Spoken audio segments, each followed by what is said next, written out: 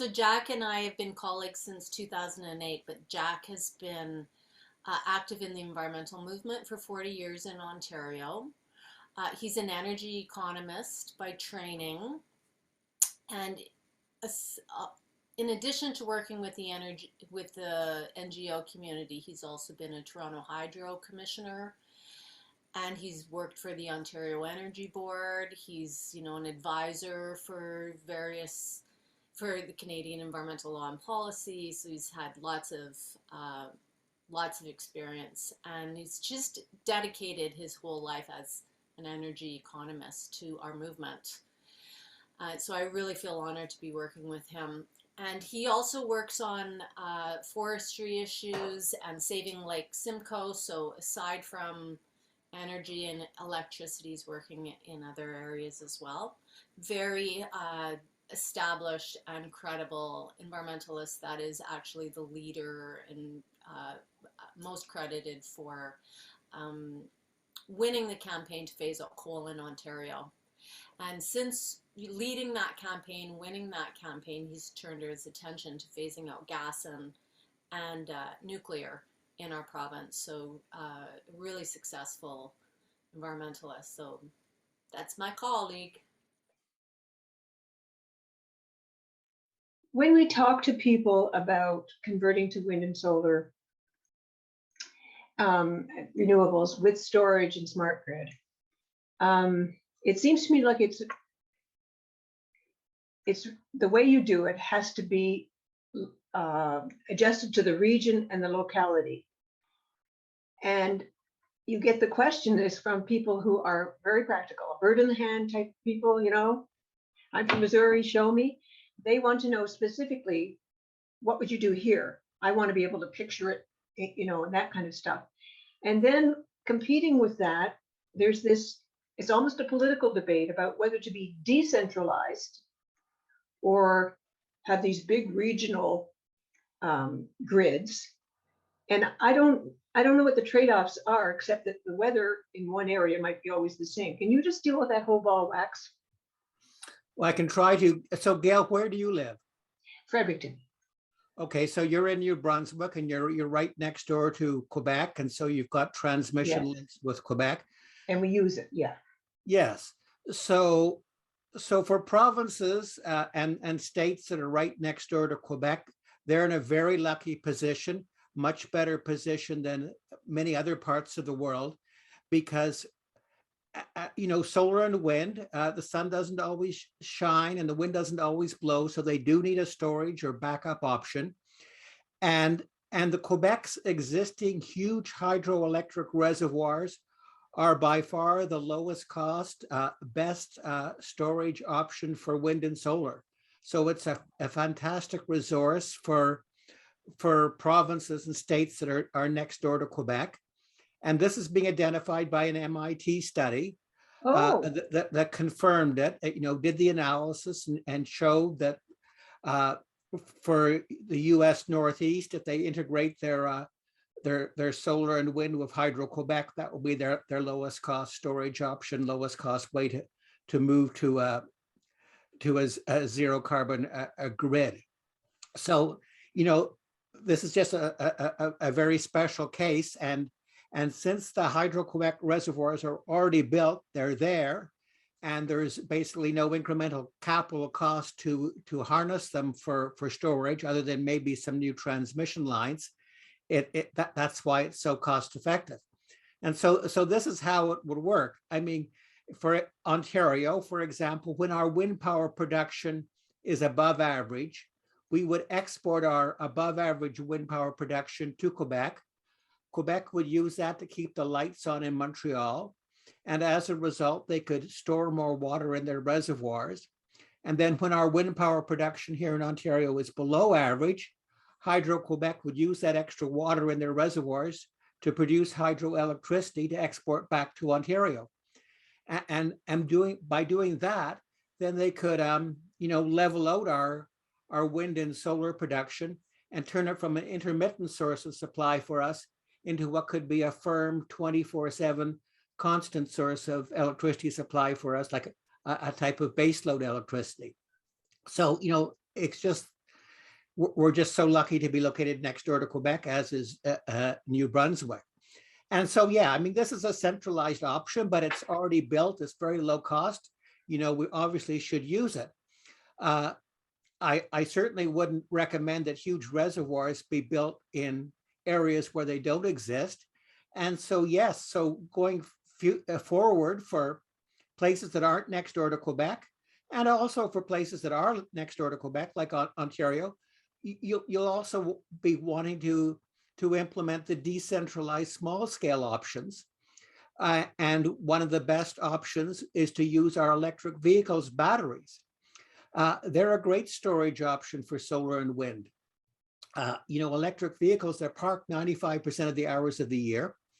And so again, when we've got surplus wind or solar, we could ideally, we should be using that surplus to store up our electric vehicles batteries.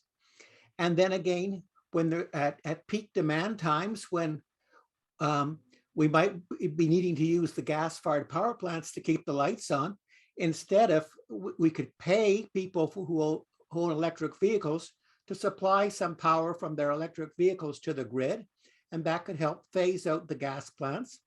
It could be an income source for the owners of the electric vehicles, and therefore make the purchase of electric vehicles more affordable for people.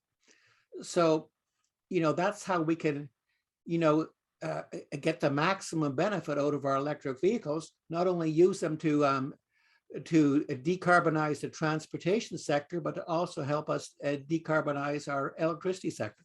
I was wondering, Jack, if renewable energy was ever developed to a really large scale in Ontario, what grid upgrades would be needed? And would it be compatible with Hydro-Quebec, or would something different have to be done? Well, I guess it depends which types of renewable you invest in. For example, if you invest in solar and you put it on rooftops of existing buildings and existing homes, that wouldn't require any new transmission grid. On the other hand, if you started building wind turbines in Lake Ontario or Lake Erie, that would require some new transmission lines. And certainly, you know, with our existing, we already have transmission links with Quebec. With our existing transmission lines, we could double our imports of Quebec water power tomorrow.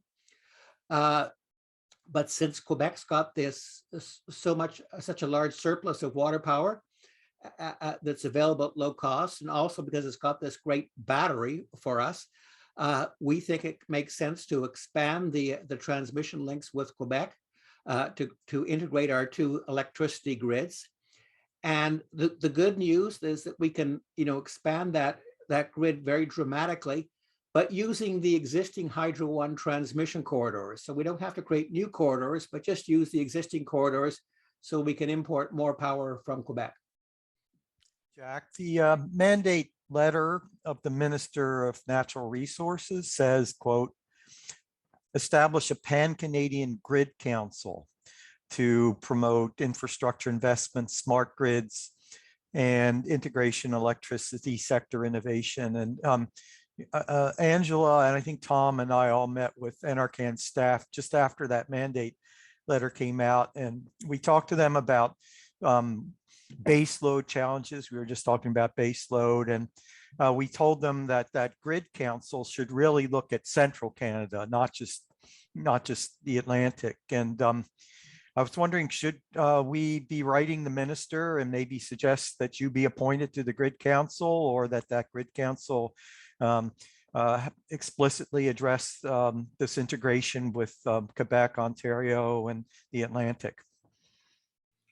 Well, I think, you know, anything to encourage them to focus in Ontario and Quebec would be very helpful. That would be good, because and the Canada Infrastructure Bank is supposed to provide low interest financing for these type of projects. But what are they doing? They're proposing to give a huge loan to Fortis, a big fossil fuel company, to build a new transmission line under Lake Erie to facilitate increased gas-fired electricity exports to the United States. I mean, it's just crazy. it's undermining Trudeau's goals of decarbonizing our electricity grid and reducing our greenhouse gas pollution. So yes, that's a problem. I mean, I think the fundamental problem is the Ford government, is that they, you know, they don't want to do it. They don't want to pursue this option. And so that's the, I think, what, you know, if we talk to Enercan, they'll say, oh yeah, well, we'll be happy to finance, you know, increased links between Ontario and Quebec, but we don't have any applications from the Ford government. And they'll probably say, if the Ford government did apply to, you know, upgrade the Hydro One transmission lines, they will be happy to finance it. So I think that's where the real problem is. And then there's the other, but there is that other secondary problem that the Canada Infrastructure Bank is foolishly supporting the Fordist proposal to actually increase our gas-fired electricity exports to the United States. I mean, that's a really stupid thing, and the federal government can fix that and should fix that. And this grid council, do you think it's going to ever happen? Have you heard anything about it? Well, I would suspect it would happen. I mean, they've announced it, so. But you know, it seems to me that the will's there from the federal government, and I think the real problem is that Ontario isn't abiding. We're out here in Saskatchewan, and Saskatchewan's one of the provinces that has signed the Memorandum of Understanding for small modular reactors. And the argument out here is we need them because, again, sun doesn't always shine, wind doesn't always blow, so we need them for base load. And I know that's not a very good argument, but I'm wondering, what is the relationship between smart grids and the need for base loads? That if we establish smart grids, does that take care of that base load concern? Well, it certainly helps it, because smart grids, for example, when there's a low level of electricity production, it would encourage consumers to reduce their demand, to shift their demand to a different period. You know, industry, large industrial consumers could be given financial incentives to shift their loads to different periods of the day. Homeowners could be, you know, have their dishwashers programmed not to operate, or their water heaters not to operate during at times of low demand. You know, the water heaters would still have a tank, so there'd still be hot water for you if you needed it, but they wouldn't be charging up then. So yeah, the smart grids are part of the solution, and the smart grids would also have, you know, storage options like the electric vehicles. They would be, smart grids would be using those electric vehicles to provide power back to the grid when the wind isn't blowing. Or they could be using, you know, stationary battery, a Tesla power wall in your home, again, to provide power when the wind's not blowing. So yes, the smart grids are definitely, you know, part of the solution. And you're in Saskatchewan, again, you're next door to Manitoba, that has large reservoirs too, that can also help you with this storage function. Yes, I'm in New Brunswick, and a few weeks ago, the CEO of NB Power, when talking about the need for nuclear power, SMRs, he said, well, we can't possibly use wind because we have situations where when it gets really cold at the wintertime, you can also get becalmed. So just when we need it, our province, and he also made the surprising statement, in all the provinces around us, including Quebec, when we would need to import power, they would need their power, because, and therefore it just wouldn't work. So I guess my question is, are there studies you're aware of that are done or being done that actually support that rather surprising statement about such a large area for wind, or is that born out of the fact that provincial power regulators or utilities don't want to go beyond their borders to in terms of depending on power generation? Well, yeah, I think that's a big part of it.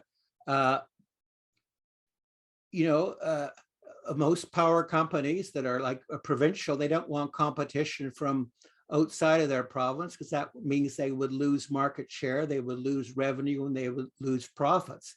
And so, yes, that's certainly the case in Ontario. All our local power utilities are electricity separatists. Ontario Power Generation, Bruce Power, they produce more than 80% of our electricity, and they're very strong electricity separatists. They say it's fine for Ontario to import uranium for our nuclear reactors from Saskatchewan, and they say it's fine for us to import frack gas from Western Canada or Pennsylvania for OPG's gas plants, but it's absolutely wrong to import low-cost, clean, renewable power from Quebec to keep our lights on. So yeah, that's the problem. It's just corporate self-interest. But yeah, no, obviously for Atlantic Canada, wind is a very viable option. But yeah, wind doesn't always blow. And then again, that's why you're so lucky to be located next door to Quebec, because you can get the backup from Quebec when the wind's not blowing. And so absolutely, you should be integrating with Quebec. You should be investing in wind power. And those are very excellent solutions to move forward with. I'm an Ontario boy. I don't live in the Maritimes, but I find it hard to believe that the wind wouldn't be blowing in Nova Scotia, New Brunswick, Quebec, and Newfoundland all at the same time. But maybe that's the case. And if it is the case, again, Quebec's got these huge hydro stations, and they can export water power to you during those times. That's the whole point of these hydro reservoirs as a great storage option. They're there for you when the wind isn't blowing and the sun isn't shining. That's why the Hydro-Quebec reservoir is such a great thing. You fill up the reservoir when you've got surplus wind, when the wind's really blowing in the Bay of Fundy, and then there's extra water power for you when the winds aren't blowing in the Bay of Fundy. Is it possible to set up a program with an existing water heater so that you turn it off when you don't want it to be operating? Oh, absolutely. Can you do that easily? I'm sure it is. I mean, I just go back in time. There was a time when Toronto Hydro, virtually every electric water heater in the city of Toronto was owned by Toronto Hydro. And for example, at peak times, they would turn the water heaters off to reduce their need to buy power from Ontario Hydro at the peak times when it was high cost. So absolutely, controlling water heaters is a great, low control method. Well, I can see doing it when there's a municipality and all the water heaters are connected together. But, people have independent sources of power and sources of water heaters now. I rent a water heater. Right. I suspect you're paying way too much in your rental charge, but no, this is what a smart grid would do. It would allow people to control their water heaters, or potentially the utility to control your water heater in return for a payment to you. But absolutely, that's, water heaters with their tanks, they don't have to be charged up all the time, and you can stop the charging at a peak time in order to balance the supply and demand of electricity. Yeah. Right. So this is a big learning curve for me, Jack. I don't know an awful lot about this, but when I did speak to one of our energy experts here, he suggested that the goal for New Brunswick should be to get to 95% renewable by 2030, and that we'd have to use the existing gas plant for peaking. He also suggested that that during peak times, that Quebec Hydro might not be able to supply us with power because they would probably be peaking at the same time, like a cold snap in the middle of winter, for example. And so to have that gas plant, which is called Coulson Cove, to have that available and, you know, and not to get too hung up with that last 5%, but aim for 95 and just kind of leave that as a buffer. And I just wondered what you thought of that. Well, I'm not very familiar with the New Brunswick situation, so I don't really know. But that's on the face of it, it's not an unreasonable suggestion. Hydro-Quebec does peak in the winter, so there can be some hours when Hydro-Quebec wouldn't have extra power available for export. But those would just, those winter peaks, when it's really cold in Quebec, lead to dramatic spikes in the demand in Quebec, but they're needle peaks and they're very ephemeral. So they only last for like less than 1% of the hours of the year.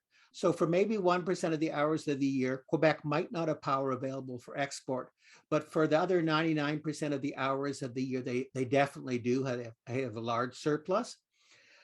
So yes, it might be as a transition option.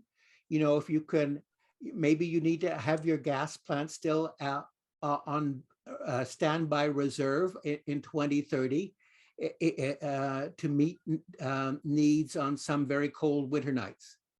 That may be the case. I mean, I'm not really familiar with the New Brunswick situations. There may be a better alternative, but if you got to a system where you were 95% zero carbon, I mean, that would be very good. Okay. And then, so that's a big step forward. But then, I mean, the long-term goal should be to get to 100% zero carbon. But yeah, maybe it'll take a few more years. In terms of those rare peaks of demand in winter in Quebec, which would make more sense? Really encouraging more efficient electric heating in Quebec, like air source heat pumps and a rapid transition to those, or keeping some gas plants going in neighboring provinces? Well, that's a good question. And the interesting thing about Quebec is their electricity consumption per person is the highest in the world. And that's due to the fact that their price of electricity is incredibly low. And as a result, they've got a lot of electric heating. And so you're right. There's a huge potential for Quebec to reduce its need for electricity on cold winter days by improving the thermal envelope of its electrically heated homes and by installing air source heat pumps. And so if they made those type of energy conservation investments, then they would have much more of their existing heritage hydro capacity available for export to Ontario or New Brunswick. So for example, if Quebec did that, then they could absolutely supply, you know, Ontario and New Brunswick for 100% of the hours of the year, not just 99%. Right. So that would be the ideal solution. How to move forward, invest in energy efficiency so Hydro-Quebec can export even more clean water power to other Canadian provinces and the United States. Just following up on Old's question, I've noticed that when people are talking about the transition and electrification, nobody ever talks about efficiency and energy conservation. The talk is always, we need more and more generation.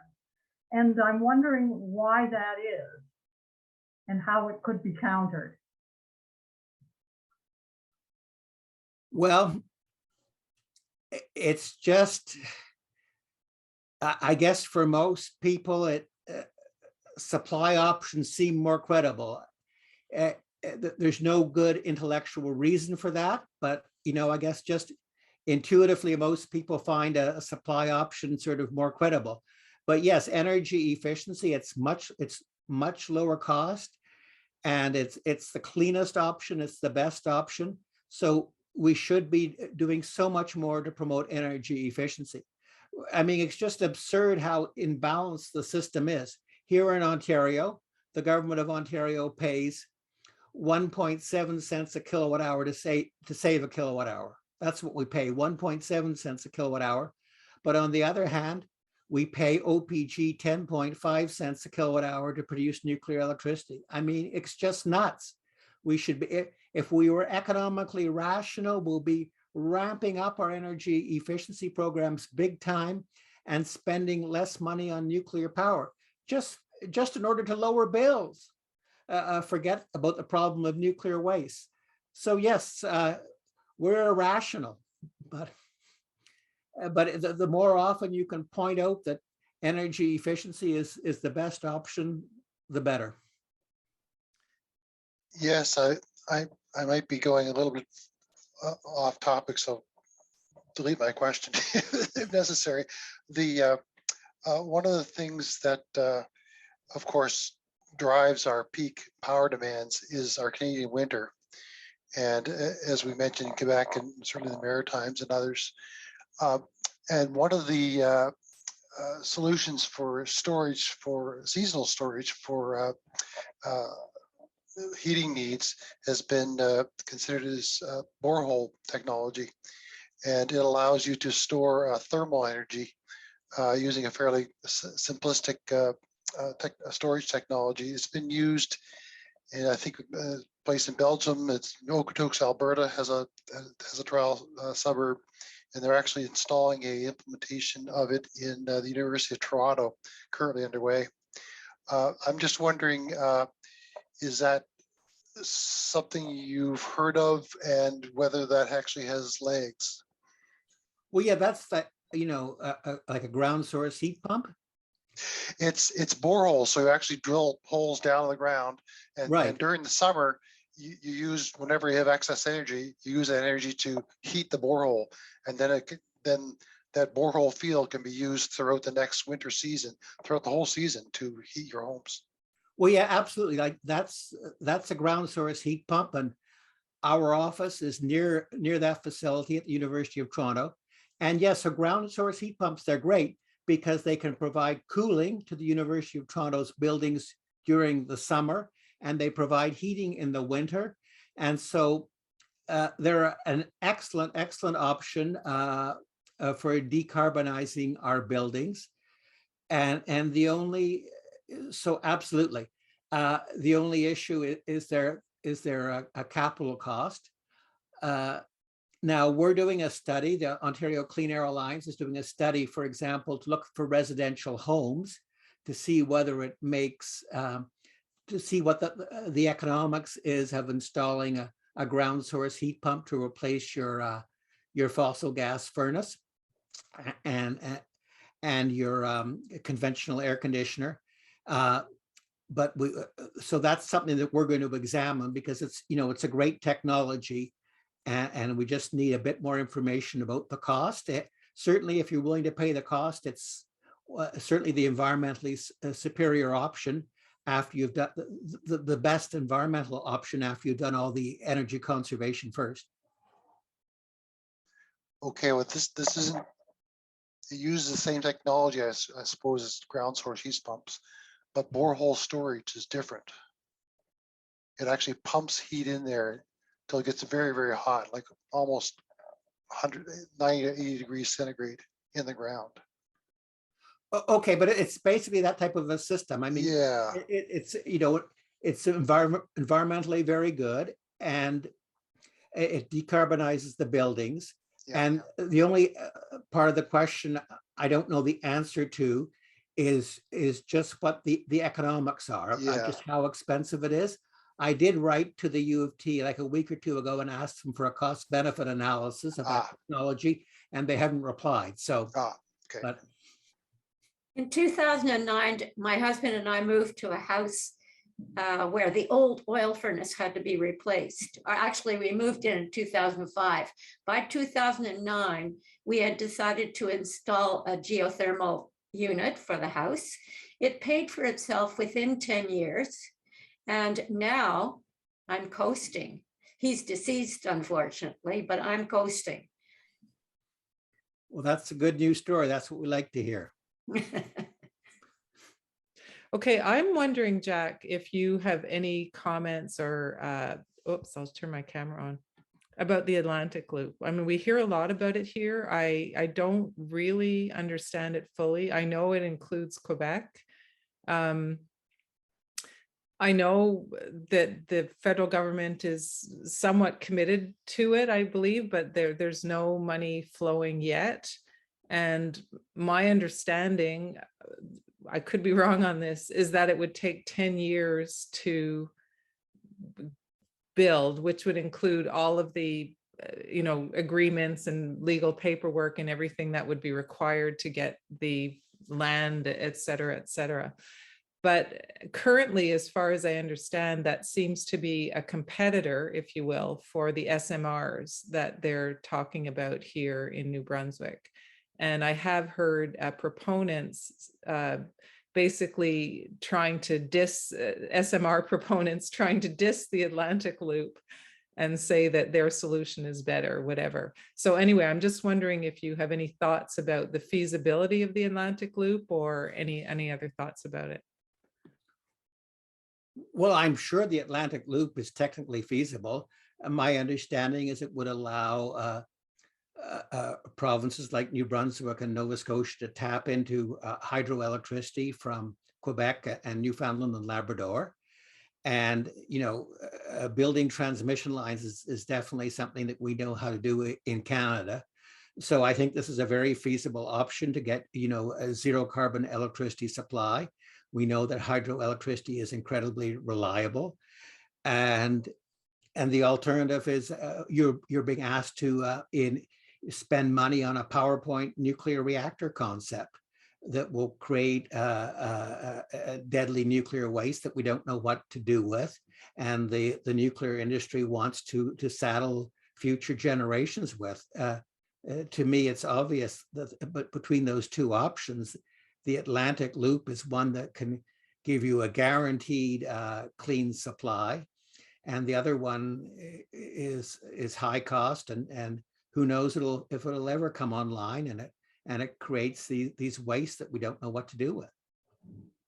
Jack, this is a slightly different tack. It has to do with the ownership of utilities and crown corporations and co-ops and or wholly publicly owned enterprises.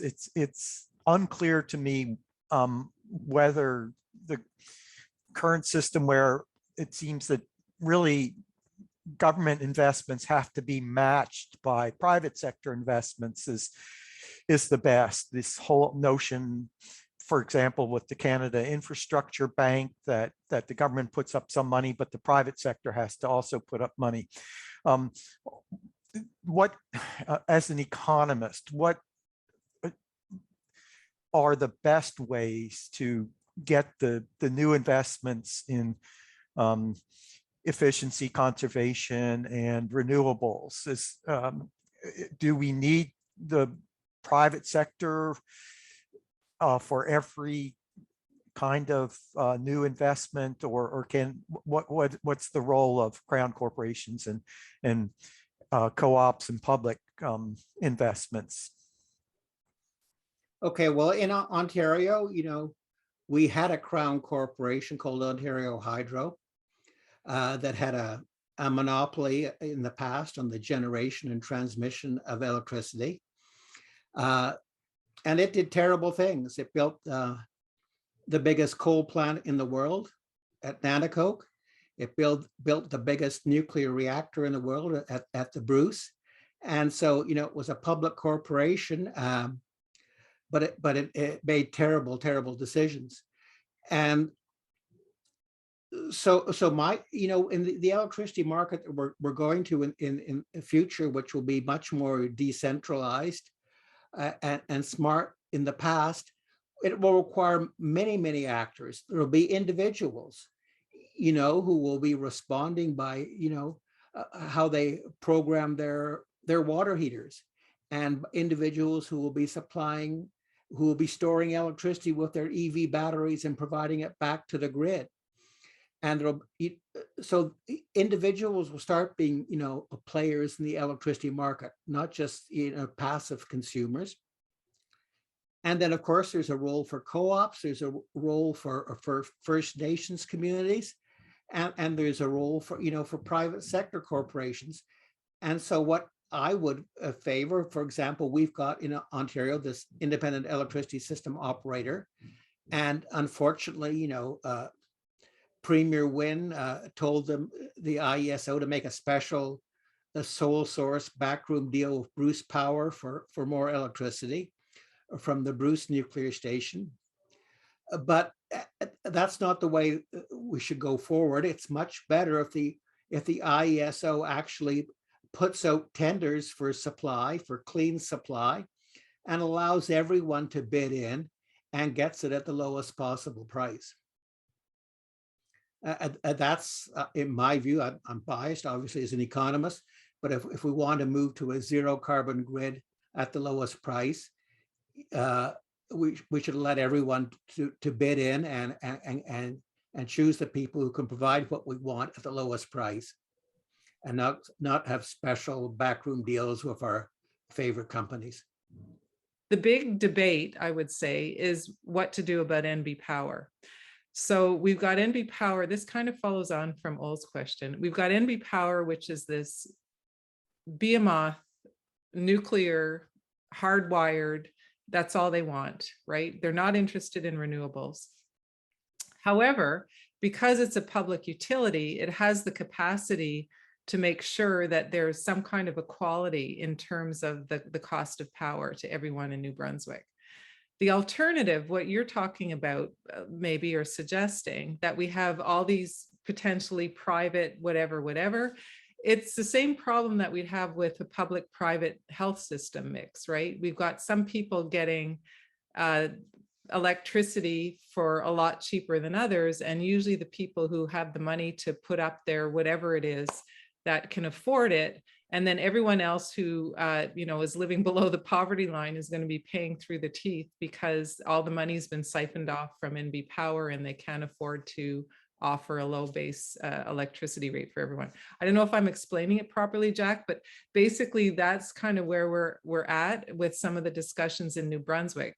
Okay, well, first of all, what I was advocating in response to the previous question is absolutely not a system where there's low prices for the rich and high prices for poor people.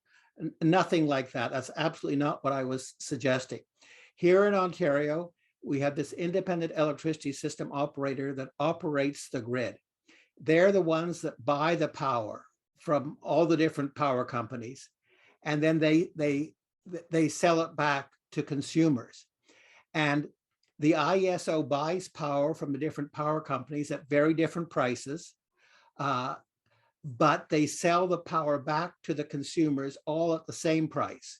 So there's no favoritism of the rich people get lower priced electricity than low income people. So this issue that is concerned with a potential privatization of the healthcare system, this is definitely not an issue that's relevant to what we're advocating for here. And certainly, so that's just not the issue. Now, you see, so in Ontario, we've got this agency, a provincial agency, the IESO, that's responsible for procuring power. Now, again, I'm not a New Brunswick a person, I don't know the details, but are you telling me, New Brunswick Power, I believe it's 100% owned by the province of Ontario, province of New Brunswick. Right, yeah. And so is New Brunswick Power totally in control of the electricity grid in New Brunswick? Is that the situation? They run it? Yes, run the they transmission do. grid too? They do. And okay, so what the government could do, the simple solution would be just say, New Brunswick Power, you can't get any more nuclear power. You can't build SMRs, but we direct you, if you need new, if there's a shortage of supply in New Brunswick, we direct you that you've got to have conservation programs to to reduce demand by X.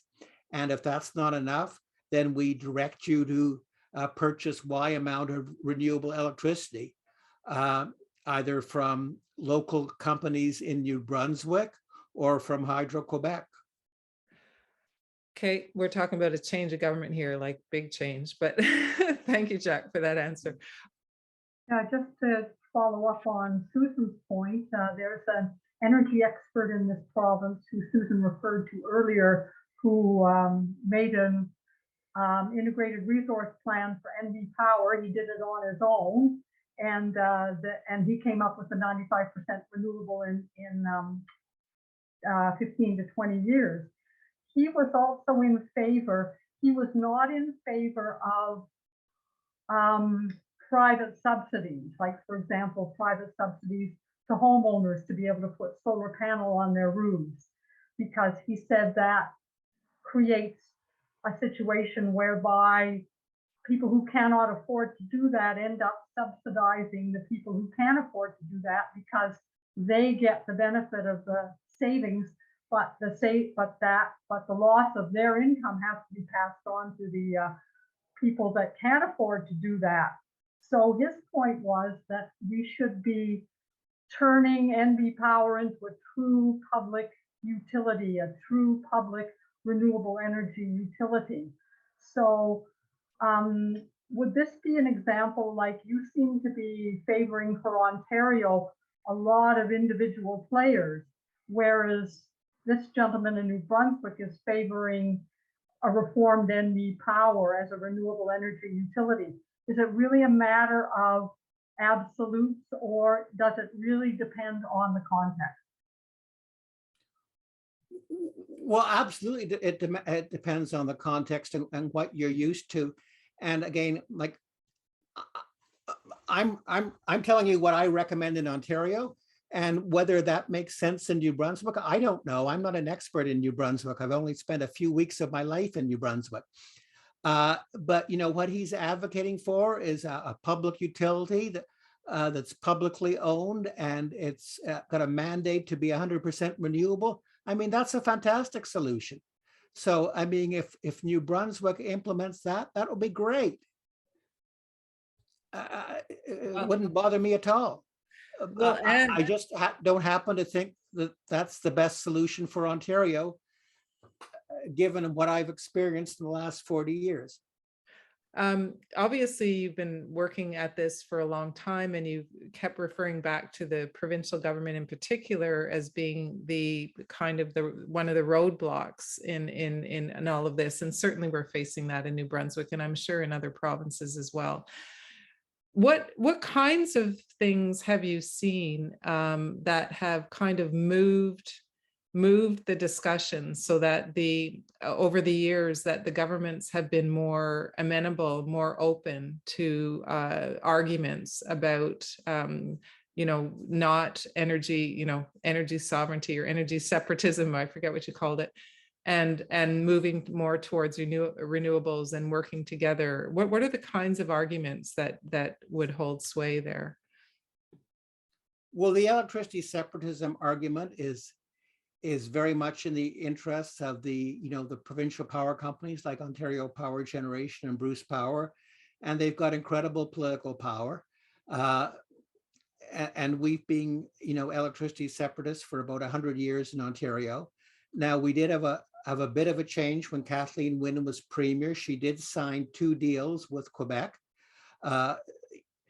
And so that was a step in the right direction. The only problem is the deals were very small. We should be doing a lot more trading with Quebec.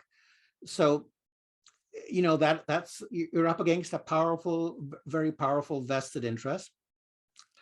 But what's moving forward in terms of renewables is because their costs have come down. I mean, now wind and solar are the lowest cost sources of new electricity supply. And so it's only for so long that politicians could ignore those economic realities. Jack, I wonder if you want to address the issue of financing, utilities financing loans to homeowners to incentivize them to actually conserve and put on solar panels, etc. Well, right. I mean, a previous speaker raised the issue that not everyone can afford to install solar panels on their roof. So our solution to that is that the government of Ontario should provide no down payment, no interest loans to people who want to install solar PV on their roof, or want to install an air source heat pump or a geothermal heat pump in their home. And so that would mean that these clean, green, zero carbon options are available to everyone, rich and poor, and there will be no longer this economic barrier. And so that overcomes the equity problem, and it makes green energy and energy conservation available for everyone. Everyone can get the benefits directly of the green energy and the benefits of the conservation. And so we think that just makes so much more sense. And it's a much better investment for the provincial government than spending, $30 billion on high cost, unreliable nuclear power. Jack, have you given any thought to the role municipalities and their planning powers can exercise in favor of energy conservation? For example, in the case when new buildings or new developments are going on, if municipalities attempted to say, you can't do that, Mr. Developer, until you first at least examine and show why you are not putting in geothermal units for your development, why you're not putting on solar panels, and why you're not doing blah, blah, blah. Have you given thought to that kind of role for municipalities, and what would be required to give it to them? Well, I think some municipalities are already doing things similar to what you're suggesting, Evelyn. The City of Toronto, I believe they have green building standards that they're trying to move us in that direction. So yes, absolutely, that's an excellent idea. Absolutely. I mean, all our new buildings should be as green as possible. We shouldn't be hooking up new buildings to methane gas. My understanding is that there is provincial control over those kinds of planning powers, and that in fact the current government has been very opposed to these kinds of decisions by municipalities. Well, I think that's probably true. But I do know the City of Toronto is trying to do some of these things, but you may be absolutely right. Their actual ability to do it may be quite limited. But yeah, I mean, I think, but the fundamental point is it would be great if municipalities did have the authority to do this and really encourage developers to build green buildings. I want to bring it back to SMRs, since that's the primary interest of all of us here. So the cost piece, which I think is really interesting, both the Minister of Natural Resources, the new Minister Wilkinson, and the new Minister Guilbeault Environment have said it's all going to come down to cost for SMRs, which I take as a positive thing, because as you've pointed out, they can't compete with cost. But one of the problems or challenges that we have is that they're not releasing the costs. And the only cost that has been said publicly by anyone in any kind of government position was recently a minister in Saskatchewan said their reactor is going to cost $5 billion. And our minister here, when he was challenged on that, immediately denied that. Oh no, it's not going to cost that much. Well, we know it's going to cost at least that much. So how do we, and they keep coming out with these totally unrealistic costs that they say they've costed and they don't release. How do we fight them on costs when they're claiming that they're going to be providing cheap electricity? Like, it's just, this has been going on now for, well, close to 5 years in New Brunswick that these proponents have been here. They have not released anything, and they keep claiming that their electricity is going to be cheaper than wind and solar. So what do we do? Well, no, they have released cost estimates. There is the SMR roadmap that was produced by NRCan and OPG and New Brunswick Power.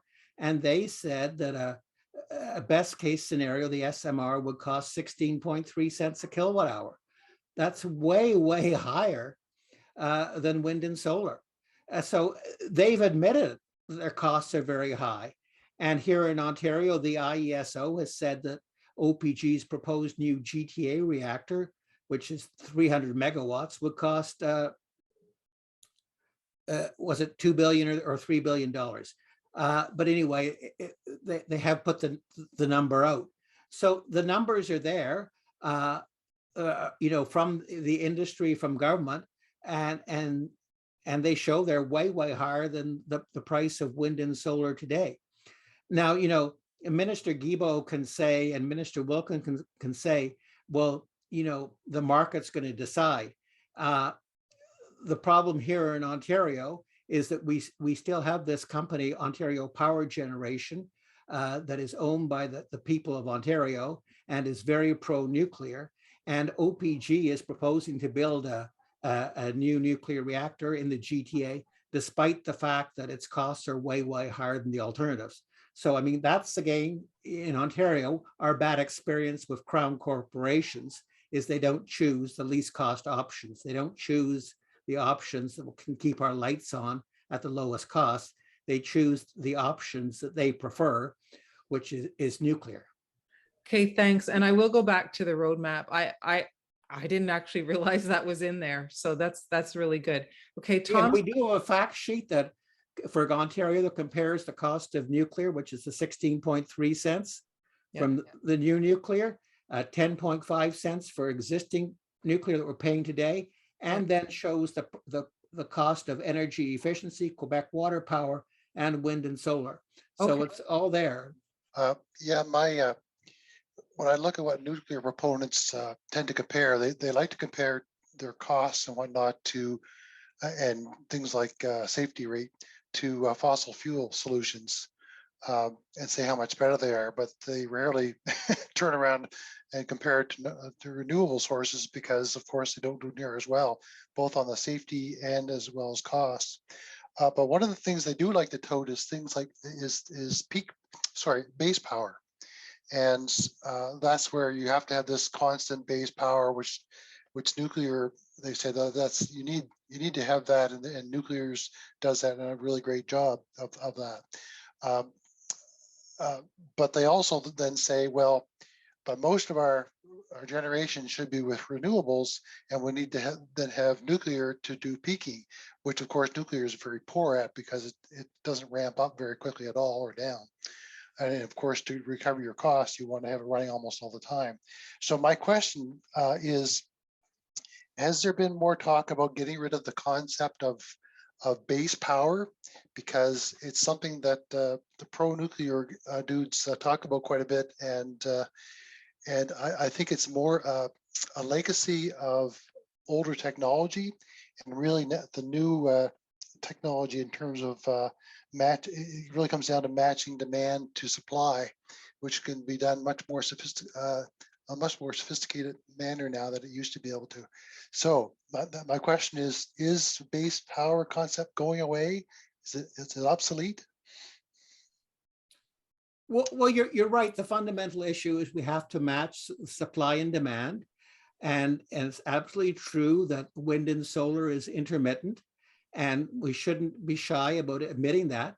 But it's not a problem because, again, there are storage options for wind and solar, which are about matching supply and demand, that solve that problem. So it's not a problem.